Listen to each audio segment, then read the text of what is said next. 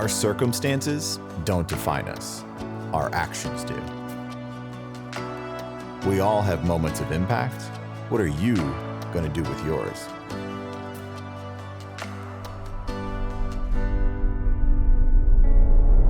Hey everybody, welcome back to another episode of Living the Sweet Life. I'm your host, TJ Sweet, and we have an incredible guest that I've been fortunate enough to now talk to a few different times. And your life is going to be better after you get the chance to listen to this man. His name is Jack. I'm going to let him tell you all more about him here in just a second, because he's doing incredible things. And we're aligned in so many ways. He just reached out through social media because he's a guy who's doing things. He's a guy that's connecting people, that's sharing a powerful message with the world, and all of you, you're going to walk away thinking differently about some things that, even though we may talk about it frequently, Jack's gonna enlighten you. He enlightened me, and I only got to talk to him once or twice. So, but before we dive in, hit the subscribe button so you get notifications when these episodes come out. Again, as you know, every Monday, Mindset Monday. And it's a good reminder that you're still able and seeking ways to learn and grow every week. So get that subscription going. And now we're going to dive right in. I want you to introduce you to Jack Wagoner. He's coming to us from a unique location. He's not in the United States right now.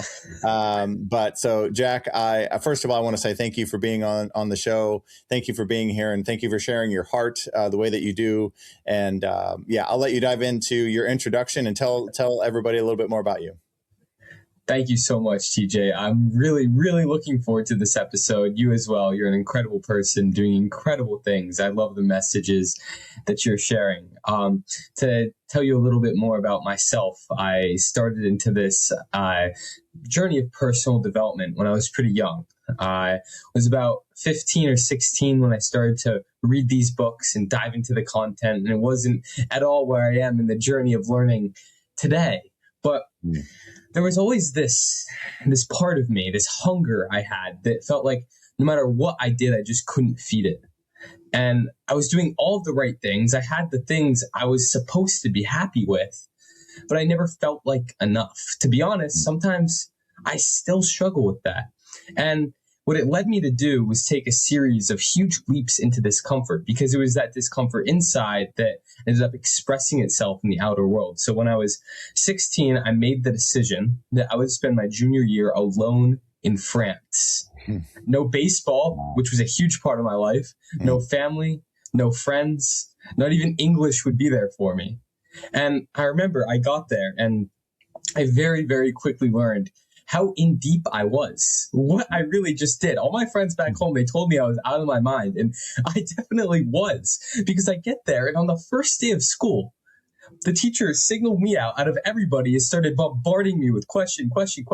I sat there. I was doing the only thing that I knew how to do, which was just stare back blankly. Because, to be honest, I was at the top of my French class in American high school, but all of us know that means nothing when it comes to speaking and communicating in the foreign country itself. So when she stopped asking me questions, I finally just looked at her and I said, "Je ne comprends pas." I don't understand. And I said it with a much worse accent then. But throughout the year, I started to grind. I started to work away because I still had this hunger. And taking that leap, it didn't lead me to anything else. So my next goal, it was build a business while I was there and learning French. And at the end of the year, this specific moment that I talk about, where I was looking in the mirror, it was 8 months into the year. I spent 10 months there. And all I could see was pure exhaustion in my eyes because I'd burnt myself out. 8 months before that, I had no income in France, right? And then I had, as a 17-year-old kid, I was managing 4 employees as a part of my YouTube automation business, and I was making profit, not insane money, but I was 17. I mean, that's pretty cool. 8 months ago, I had no friends, or at least in France, I have friends, don't worry. And now I had this group of incredible guys, and I had a host family. They all had my back. 8 months before, I couldn't say anything in the French language besides I don't understand. I was standing there in the mirror. That night, I had led an entire dinner conversation with my host family, and I was preparing for national fluency certification. So I was achieving thing after thing after thing, not to mention I was top of my class back home.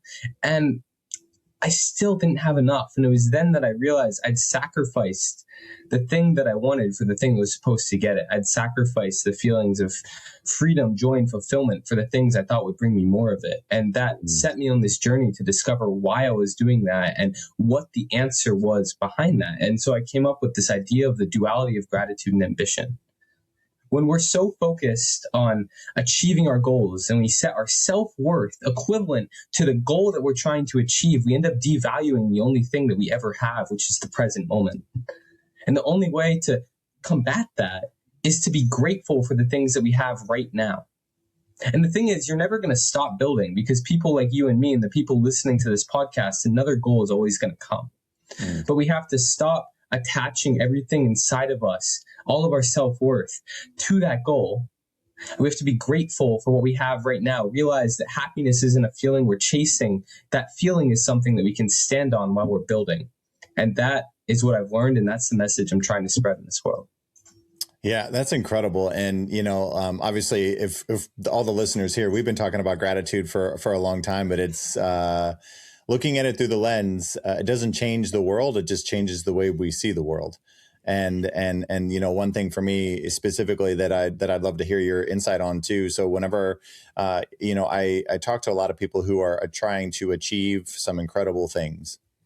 And this feeling of not enough, I want to go a little deeper into that, because there's this sense of I'll be happy when, I'll find fulfillment when, which, I think we can all relate to, right? It's good to have goals. It's like, I'm going to feel great whenever I accomplish my goal. There's nothing wrong with that. But what we're inherently telling our brain, because I know you have some neuroscience background too. So what we're inherently telling our brain is I'll be happy when implies I'm not happy now. Even though we don't say that out loud, it is oftentimes the message that we're sending to our brains. And I had a trainer back when I was trying to reach a certain physical state and body fat percentage and all these different things. And, I had a trainer that was very clear with me. And he said, I was trying to get down to 8% body fat. I was at like 10.1. And he said to me, I was frustrated. I was disgruntled. I felt like I wasn't making any progress. And he said, if you're not happy at 10, you're not going to be happy at 8. And he said, you really need to deep dive and think about why you're so unhappy, because you weren't happy before. You aren't happy now. So we keep taking the same mindset into the next pursuit of achievement.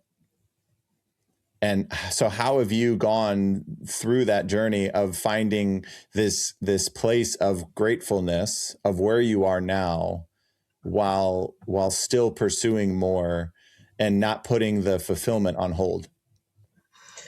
Yeah, I think I really, really got clear with myself that if I'm not happy now, I never will be.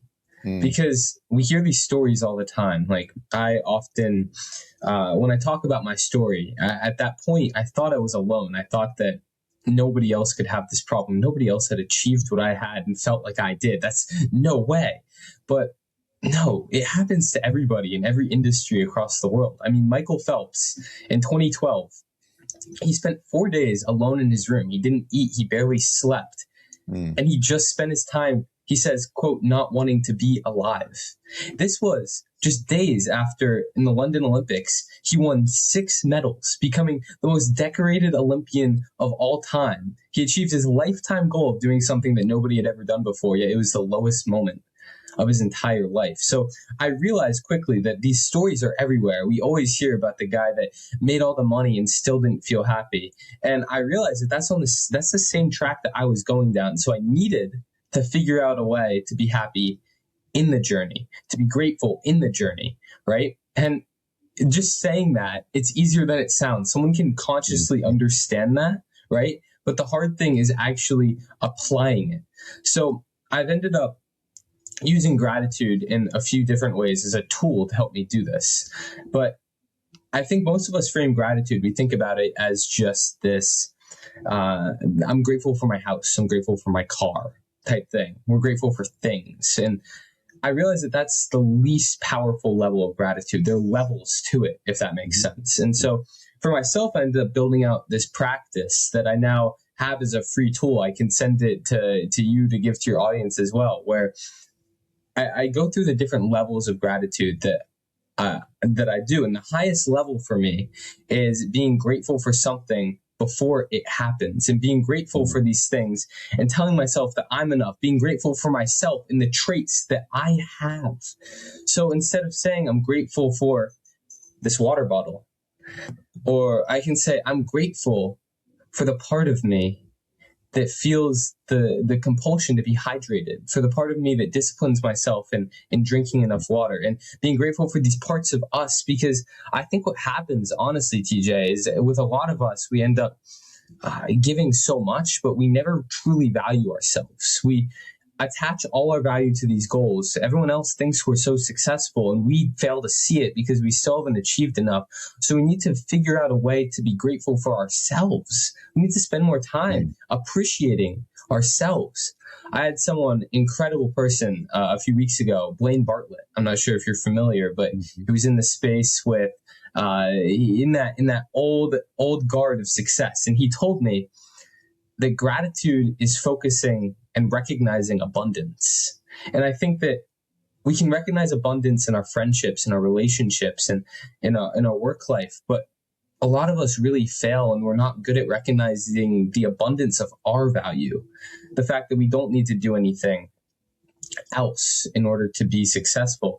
And once you really feel that, I think it unironically brings you more success as well. I'm not sure if I quite answered the question, because to be frank with you, I'm still figuring out how to always apply this framework and how to always be grateful while I'm in the pursuit of something.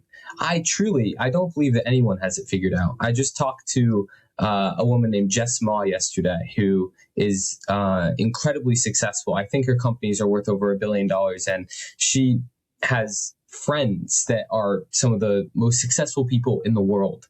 And she told me, she goes, the people that you look up to on podcasts that are talking about how fulfilled they feel behind closed doors, they're not saying that. And so I don't think anyone has this figured out. I think that's part of the cool journey, but that's at least my idea of how I'm approaching it, if that makes sense. Yeah, and it completely resonates with me. And there's a couple thoughts I want to share with you, because I've also come to terms, so I've been in this gratitude journey, luckily, since I was 30 years old. And, it's typically something that people practice because they want to get something from it. And it's, for me, which is a good place to start.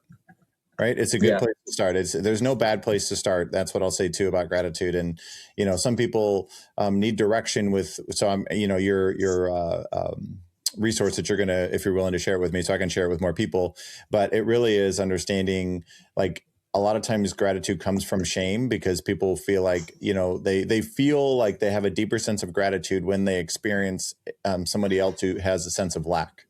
So when they go on a mission trip and they go to a country that somebody's carrying water in a basket 6 miles, then they feel shame, that they feel embarrassed that they aren't more grateful with picking 17 kinds of bottled water and now 18 different kinds of flavors of that same water. And, we start to kind of like beat ourselves up a little bit. And, truthfully, the human experience is not meant to be figured out. And that's what I've also, I've set down this idea of trying to figure things out.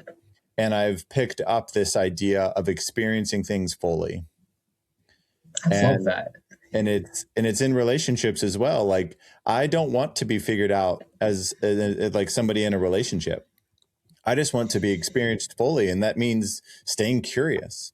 That means, not assuming that I know everything about anything.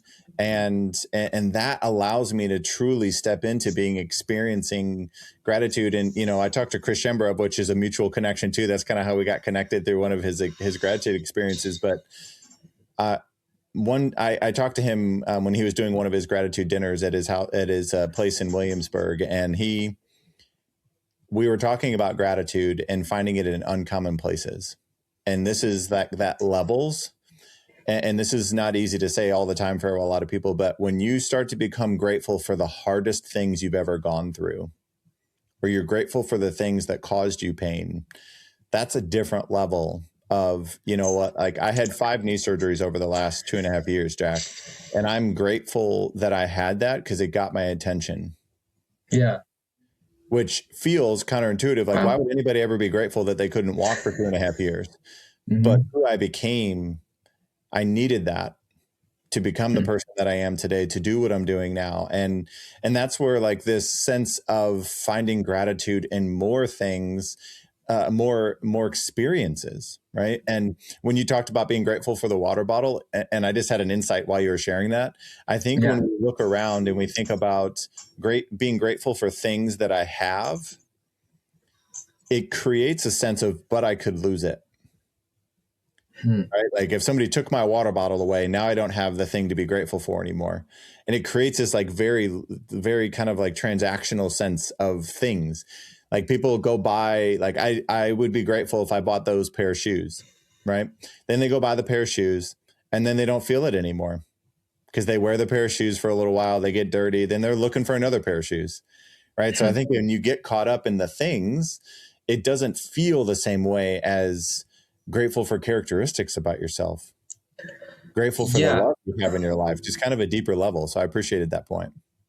Yeah. I mean, when you talk about the shoes as well, it's a form of hedonic adaptation. And I've done a lot of research on hedonic adaptation because it applies so well to this framework. And Dr. Sonia Lyubomirsky, who's the world's leading happiness researcher, she found that and I'll just explain hedonic adaptation actually before I get into this. So basically, we have a reset point on our happiness. And no matter how high or how low we feel, we'll always reset to the same baseline, right? And this process of resetting, it actually happens faster after good things than for bad things, which is kind of crazy. And Dr. Sonia Lyubomirsky, she found that the best way to slow down the adaptation part for positive things is through conscious, active appreciation. So that's gratitude. That is gratitude right there. And I think that when you get new shoes, it's easy to be grateful for them when they're new. And that's when we're up here and our baseline's down here. And if we stop being grateful for them, if we stop paying attention, if we stop the conscious active appreciation, we will come back down. And we're going to come back down no matter what. But we can really slow it. And we can slow it to the point where it's so minimal and then we go back up again, right?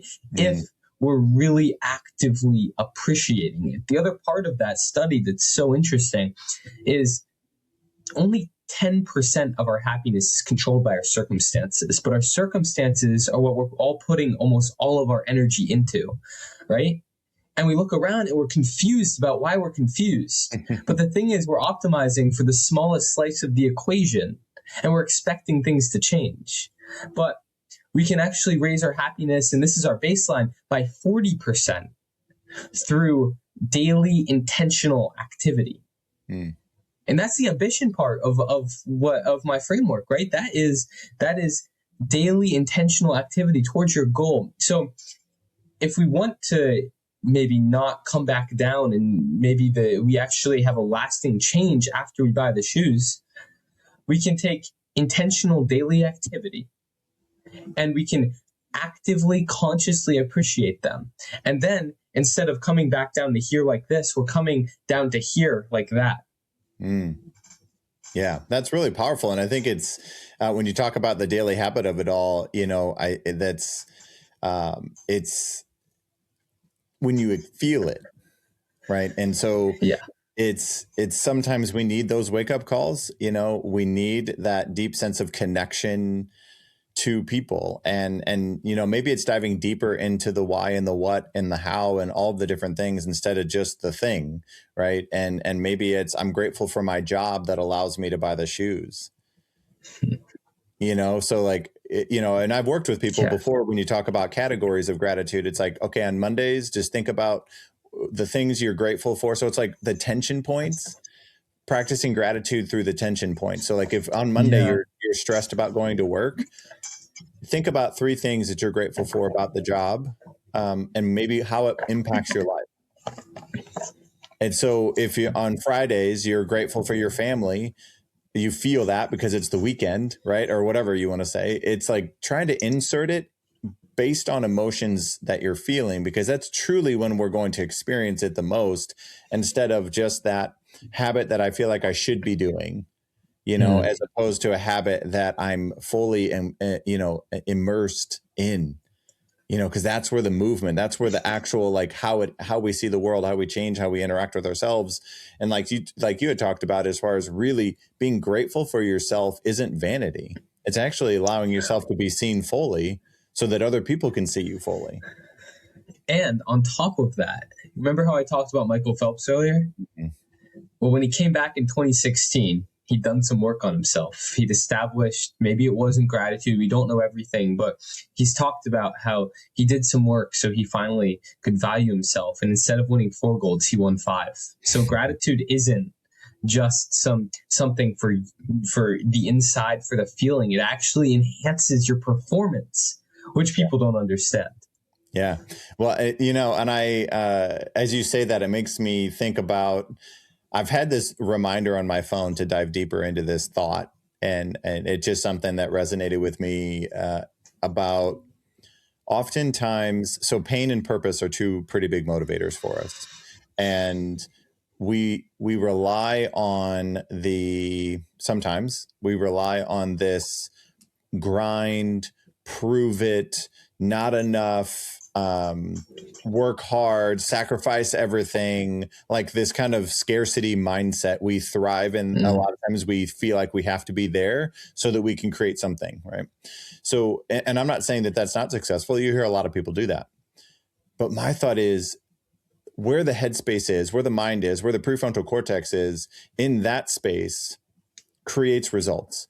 However, the one thing that I'm willing to stand on a mountaintop is, in the space that we're talking about right now, about the abundance, about the grateful, about the curious, about the optimistic, I think that headspace is 10x more. There's more creativity, there's more potential, there's more possibilities. So it's almost like, if somebody listening to this is finding themselves of like, I'm trying to pull myself out of a rut because I hate where I am, versus I'm trying to pull myself out of this rut because I love where I'm going.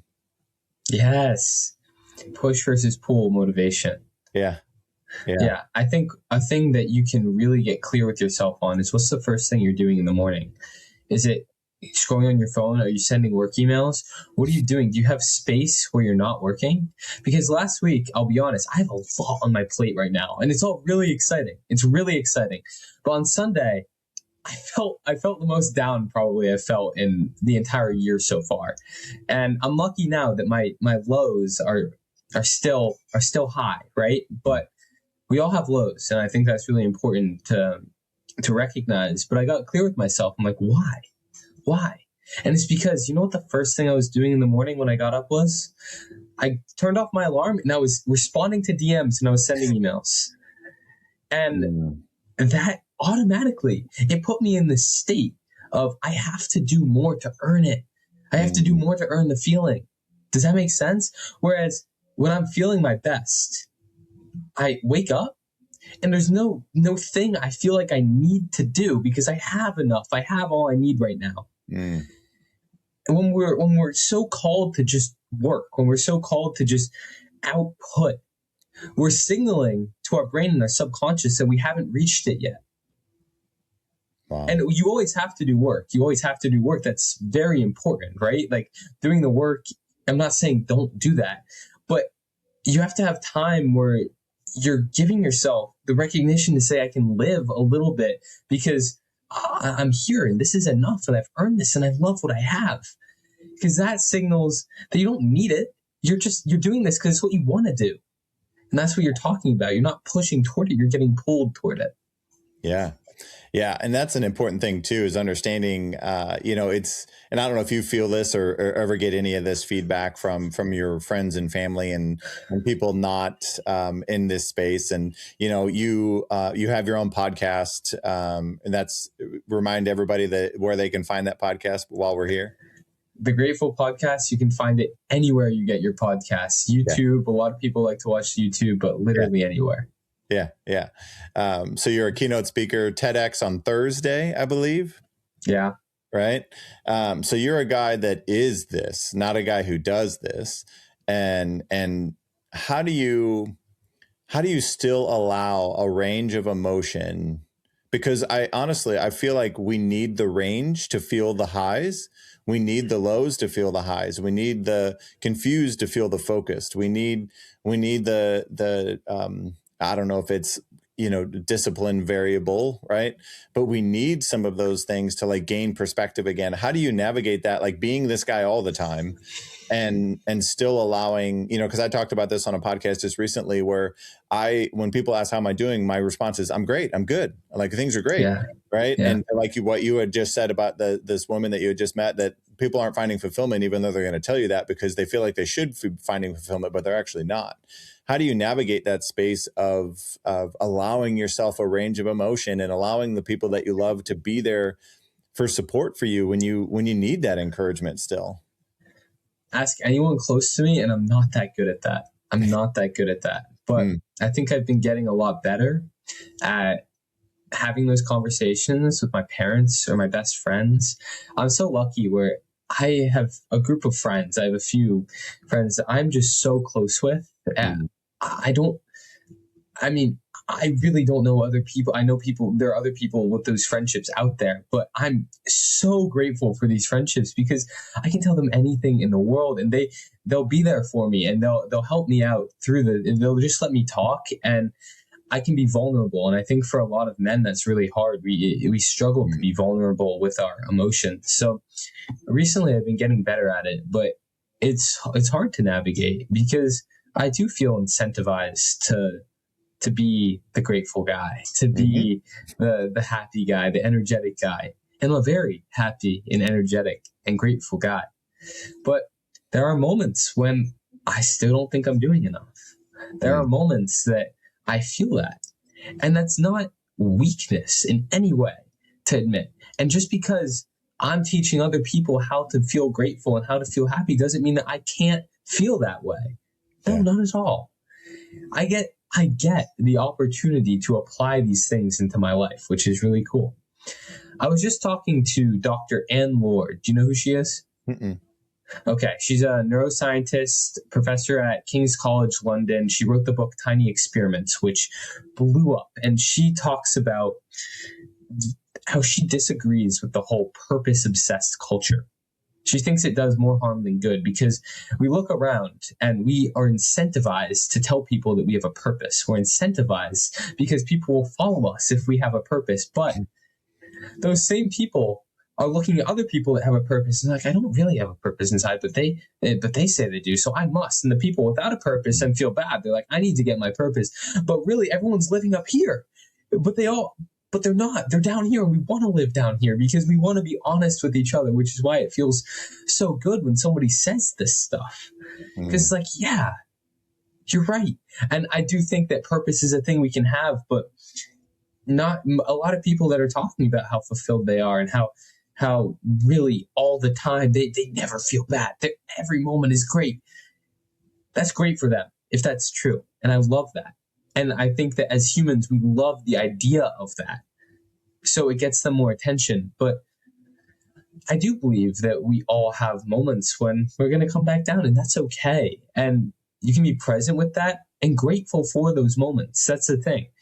Me and my best friend, we have this debate. He says that there's some moments that are just bad. And I say, in those bad moments, you can still be grateful for it in the moment itself. Because I can have a sucky moment and I can feel sucky and I can still say, this is good. This is life. Yeah. Yeah. And it's not cheapening the moment. It's not letting it impact you.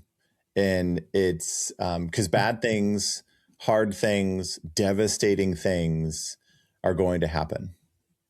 And, one thing that I'm just curious to get your feedback on this too, just because it really kind of intersects with what you just said really nicely. So there's just like a clip, it's a reel of some sort where Anderson Cooper's talking to Colbert, and he's have you seen that where Anderson Cooper says, "Are you actually grateful for everything, like even the most heartbreaking things?" And Colbert says, "Yes, because it helped me build empathy and relate to more people because we're all going through those things. And Yeah. and the one thing that I have to recognize for myself too is I became this person because those things happened to me, not because I read it in a book. Yeah. Like when I talk about gratitude, purpose, and connection, it was the need I had when my life was transformed, when I needed those things, when I recognized the power of those things. But that naturally, I mean, fully honest, I wasn't paying enough attention to those things. I was taking things for granted. I was kind of not really living with intention or doing anything with any sort of direction. And then I was taking the connections and the relationships I had for granted. Yeah. And the way it's like, if I can do something in my life to relate to people more and not make them feel like they have to perform. Like I'm sure there's people in your life that feel like they have to be in your similar headspace. They have to be the grateful. They can't complain. They can't be negative. You know, like I've had some people say, I can't compete with you. And I said, we're not competing. We're just living together. And, you know, this is where that, like, the bad things still happen to me, but instead of it being a 5-month feeling, it's a 5-minute feeling. Yeah. It's so true. And I love that. I love that interview with Anderson Cooper and Stephen Colbert. I got chills just you talking about it because it is such an emotionally profound moment. And I really think that we can be grateful for those things because without the hard things, we wouldn't be at the place that we are. Chris, I don't know if you've talked to him recently, but he loves to talk about this man in the hole story. And he says that the man in the hole story, it's the best model for telling stories ever. It's Shawshank Redemption. It's the way that we like to think about story arcs. And we have to, in the man in the hole, like draw it out right like that, right? We're here, and then we go down, we dip, we have a low moment, and then we come back up and we rise higher. And it seems like some heroic arc, but it's how it works. When we dip down, we have the opportunity to climb out. And when we do, we would never have got there if we didn't have the low. The high highs come after the low lows. When I talked about gratitude earlier, I said it's the recognition of abundance. It's the recognition of abundance. What's the opposite of that? It's focusing on the lack and limitation in your life. You have a choice. It's very simple. You have the lack and limitation, and you have the abundance in your life. And it is up to you to focus on that. And when you have a low, yes, it sucks, but there is something in there that you can focus on that will make it grow into the high. Yeah, that's incredibly powerful. And it's, if you can find a way, and this relates back to similar to things that we just said, but if you can find a way to be grateful for the low when you're in the middle of it, because you believe it's helping you get higher than where you were before, that's the power. That's the power of it all. And one of the things that I use words because words are powerful. And so I often talk about, I'm being shaped, not broken, during some of these tough moments. And I often think about, like, this moment is for me. It's not happening to me. It's happening for me. So it allows me to still recognize that it's happening and not be like, you know what, everything's going to be fine. Right. Because that's actually not allowing myself to get low. And this other visual, which we've shared before, which is just really powerful for me, in those seasons that we feel like we're being buried, maybe we're just being planted. Yeah. Those are like reframes for me that I'm still acknowledging the low, but I'm using it. I'm using it differently. And I think that's one thing, I'm curious too about for you, as far as, obviously you used your low, right, to propel yourself forward, to do what you're doing, to be the speaker, to be doing the podcast and all these things. Like, because a lot of people have some of these breakthroughs, but then they just live their life. What for you from that low made you want to help other people that are in the middle of their low? I think when we feel suffering and we recognize it, we don't want other people to feel that anymore. And when you're able to help yourself out of a place of suffering, I think for most of us, we want to help other people do the same. It's an amazing thing about humans. I think when we feel suffering, we don't want other people to have to go through that. So, whatever that suffering may be, I think every business is helping someone end suffering, whether it's some random, boring software company that's helping a niche thing. They're ending a specific point of suffering for somebody, and that is service. And we're most qualified to help people through the pain and the suffering that we have been through. Yeah. Yeah. I heard Ed Milet say the other day that we're the most qualified to serve those previous versions of who we used to be. Yeah. So the things that we think disqualify us, and I know the first time we talked, you talked about your age.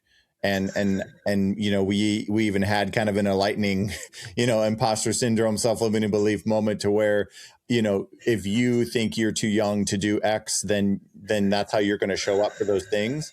And that's always going to be something to work on too. I mean, I've overcome a lot of those different things in my own life around young and experience and different things. But it really is a matter of we're the most qualified. The things that we've gone through actually qualify us. It doesn't disqualify us. It doesn't, there isn't anybody who's ever been successful in impacting other people's hearts and minds that hasn't gone through it first. We're just trying to share how the wounds that we had turned into our wisdom so that other people can feel that and recognize it when their chapter comes. And that's the powerful thing is we're not trying to help people avoid any of these things. We're just going to say, when the storm comes, here's the shelter. Yeah. So that you can have hope that the storm too shall pass. Yeah. When I talked to David Meltzer, who's one of Ed's friends on my podcast, he talked about how for a long time he didn't tell his full story. He was scared to tell people that he lost $100 million and that he went bankrupt and that he lost his mom's home. He was scared to tell people that because that is scary. That's a big letdown for yourself.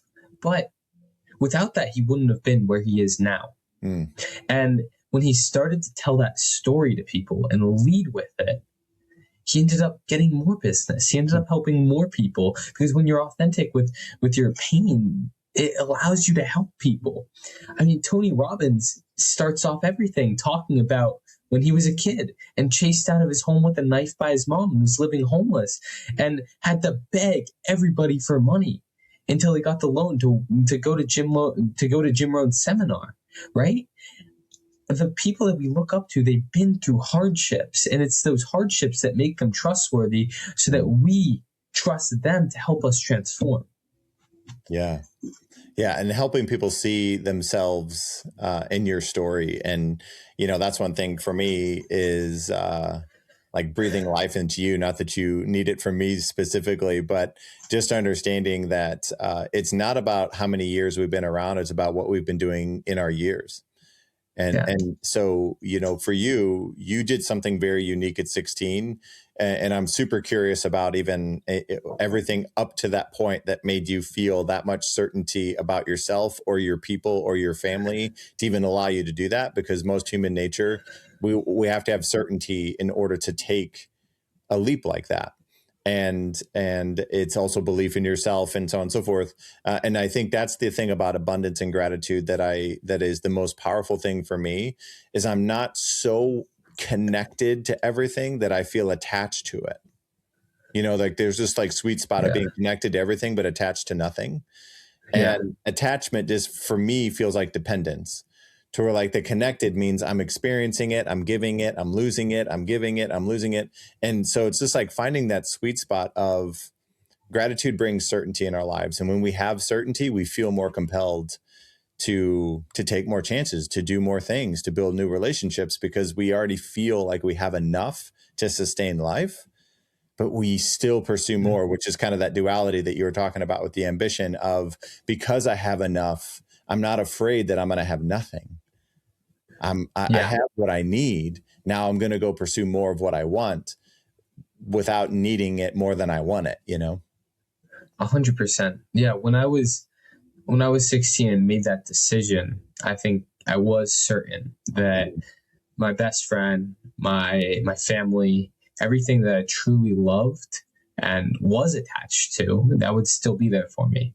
And I think I was pretty certain that the things that I didn't need would weed out.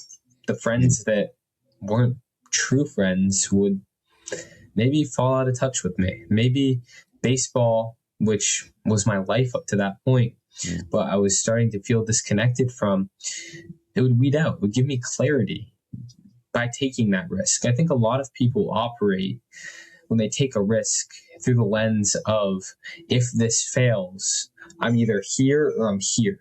Mm-hmm. What I operate from is, all right, I'm here right now. This is comfortable. I want to be up here. If I take a risk, I'm going to either end up here or I'm going to end up right back here. This is the baseline, right? Mm-hmm. And that is part of an abundance mindset where you're not going to lose everything. That's actually delusional. Thinking that you're going to lose everything you have unless you, I guess, put it all out there. I'm not telling everybody to throw their money away. Any of that. It's not what I'm saying. Mm-hmm. But by taking a risk, the odds that you're going to lose everything are actually small. And I believe that it's riskier to do nothing and stay here than go for that. Yeah. Yeah. I mean, it's a sacrifice, either the thing that you want, right, or sacrifice for the thing that you want. Right. And that's the thing that's sometimes hard. And, you know, I know you as a keynote speaker, I know you talk to high performing teams, and there's even a quote on your website that, if you're okay for me to read this, just because it resonated with me, but it's on the front page, but it's under his speaking content here. But your team doesn't have a performance problem. They have a fulfillment problem. Yeah. So tell me more about that, and like what kind of audiences are you getting in front of, and who's seeking something? Like, how does that resonate with the groups that you're talking to right now? Well, I think that there are a lot of teams and cultures out there that operate by the same mindset and the same script that I was operating from in front of that mirror in France, and that Michael Phelps was operating from in 2012, where they're working all together toward this collective goal and they're going to reach it. And then once they reach it, they don't know what to do next and they go for another one. And as a team, they're burning out. As a team, they have no worth beyond the goals, right? And I'm a true believer that if you really want to accomplish what your team is looking to accomplish, if you really want to serve in the best way possible, it's not what you're going to get from that. What you've attached here, you have to actually flip it. You have to stand on that to get to this point, if that makes sense. And it can be hard for people to picture because it's very opposite of what we've always done. But for example, I love to think about sports teams, right? Because you have this clear end of season goal. In baseball, you have the World Series. In the NFL, you got the Super Bowl, right? And everyone's goal every year is to win that. And there's always going to be another Super Bowl. What do you want from that? You want to be a champion. You want to feel like a champion, right? You want to be fulfilled what you get from that. And there's some athletes that they're going to get there, they're going to win, and then they're never going to feel like enough. They're going to say, wait, I worked all this time for that. They're going to feel like Michael Phelps felt, right? And then they're going to keep going. They're going to keep going. They're not going to truly be able to perform at the level they want to. So yes, I said there's not a performance problem. It's a fulfillment problem, but there might be a performance problem, but it's not because of performance. It's because of fulfillment. It's because of the way that you're doing it. Yeah, that's incredibly powerful. And it's allowing yourself to experience, because it's interesting. I think as we pursue things that we want, even if we're grateful in the moment, we pursue things that we want and we accomplish it. Yeah. The day after we accomplish it that's when I really want to talk to people. So the day after, so like I know for sure there's a story about Emmitt Smith. So I was a Cowboys fan back in the 90s because St. Louis didn't have a team. So, but plus they were fun to watch. But Emmitt Smith, they would win a Super Bowl. They won 3 in a row. They win the Super Bowl. The next day he's in the gym and people were asking him why. And he said, goal's done. Time to start working on the goal again. He goes, off season, the next season, the off season starts right now. And he's in his gym lifting weights. Now, I just have questions around like a sense of fulfillment to where you work all this time to have 4 hours or 5 hours after the game to celebrate it. And then you go to bed and then you wake up the next morning already in a state of, I want to go get that thing again. It's just, I just think that the language you use there is you worked all this time to get this 4 or 5 hours. Yeah. I think that's the wording that's trapping us, because I don't think that that we should be working all this time for that goal. That's the problem in the first place, that we're putting in the work for that goal. The work should be work for the sake of the work, for the sake of what we're gaining because of the progress that we're gaining through it, if that makes sense. We're not working for that goal, because when we get there, we're going to feel left down, and we're going to feel let down, and we're going to chase the next one. So if we do it for that thing, you're right. We are just going to wake up the next morning and go back, chase another thing, because that's where everything in here lies. That's that hunger, right? It's never enough. But if we're doing the work for the work, easier said than done. That's when we don't need to do it. Or we can get up the next morning, but it's not because we need to feel a sense of identity and self-worth. It's because that's what brings us joy. Yeah. Well, I mean, the shift from, because you just said self-worth, and it gave me chills thinking about it, because we often attach worth to the pedestal or the achievement or the title or the job, right? We attach worth and value to those things. And kind of being a time traveler is kind of what I reference to a lot. Is I've had the opportunity to have some of those things, and it's not where you're going to find it. It's actually in everything that you've done to prepare yourself, prepare your mind, prepare your body to even have the chance to achieve the thing, like you talked about, as far as like doing the work for the sake of the work. It's like loving the process. You heard people say all the time, love the process more than the outcome, love the process more than the outcome. But really that's the delineation you just created there, is loving the process and doing the work is a daily choice. And that's where the fulfillment is. The fulfillment isn't in whether you win or lose.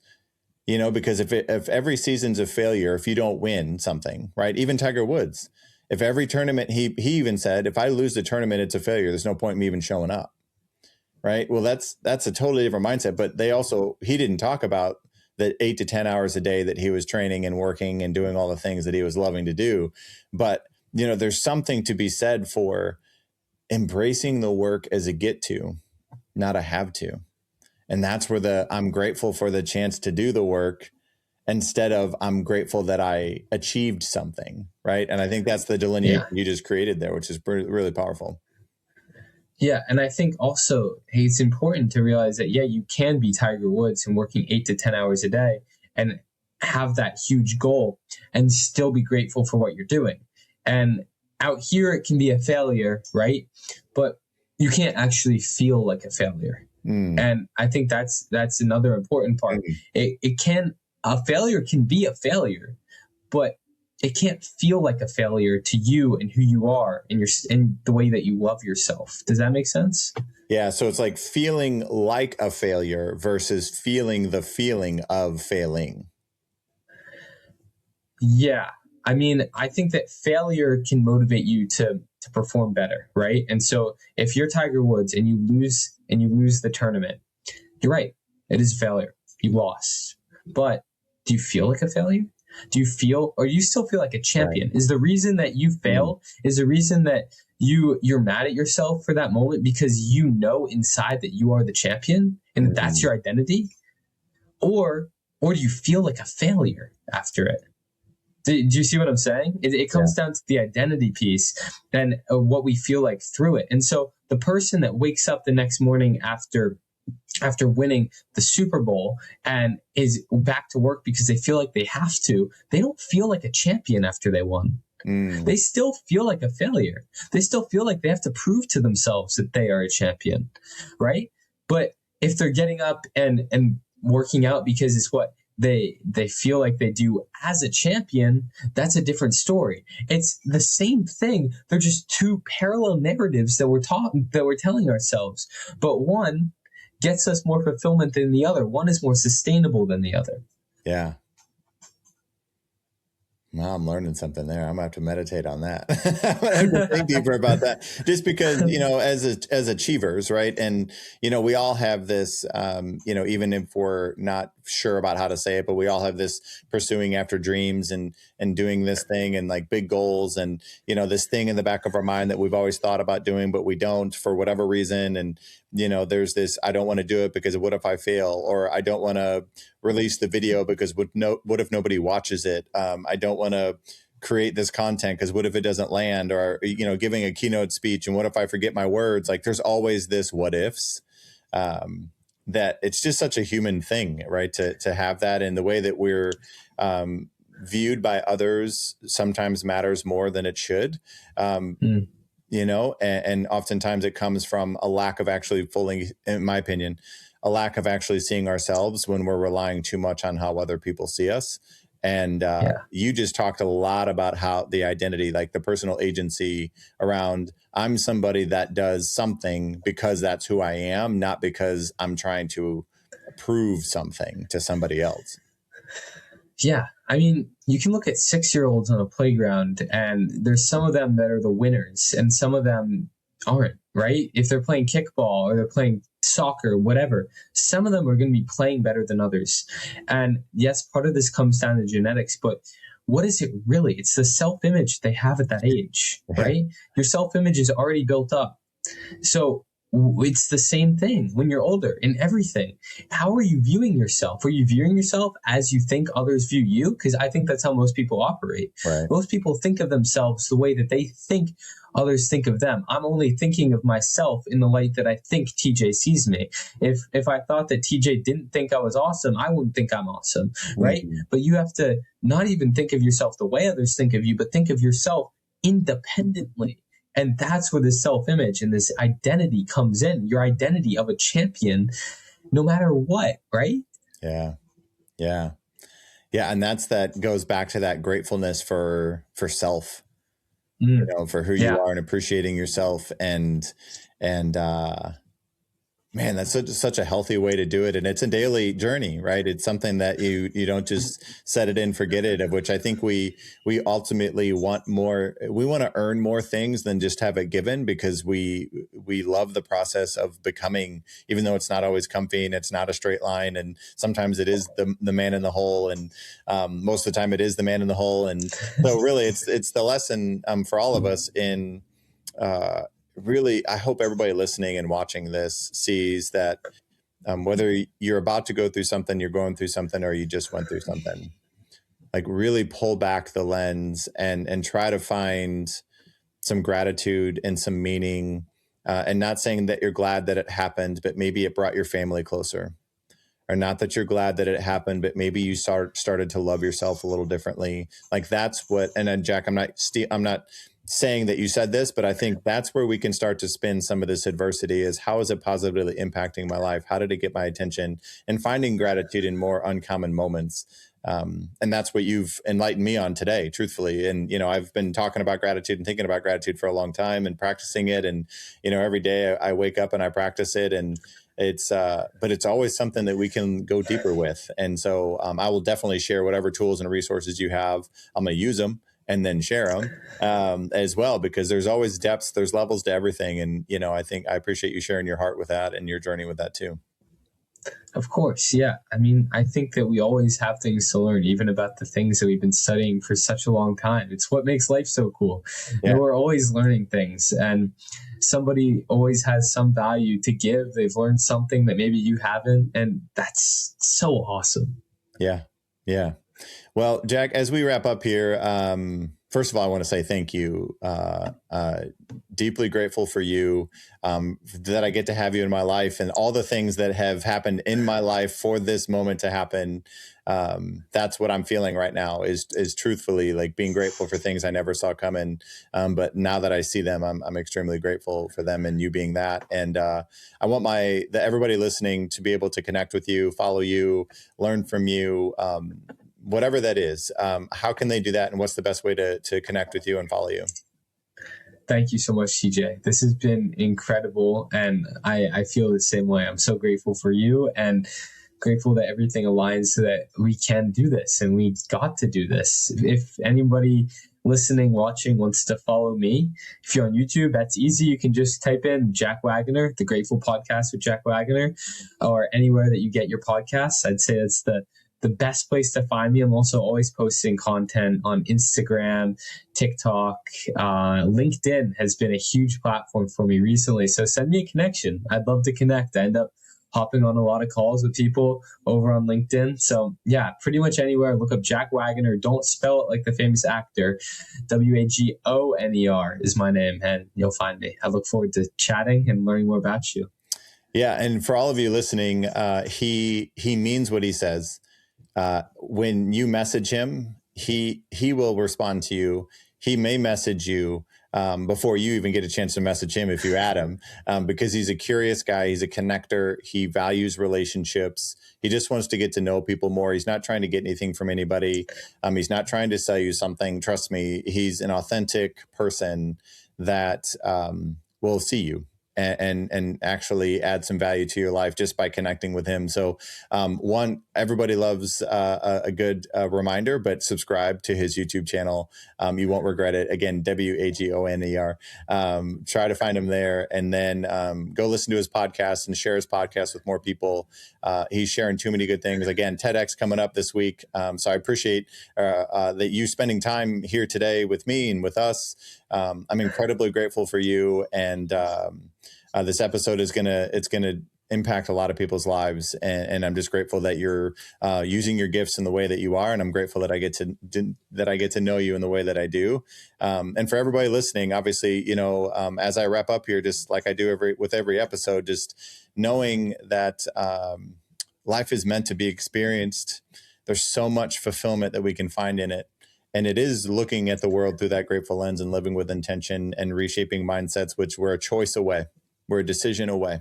And, we can live with intention and love deeper and show up more full in our lives for ourselves and for the people that we get to experience. So I just wish all of that for all of you. Hope you've enjoyed this episode, and I will see you all next week. Thank you, Jack.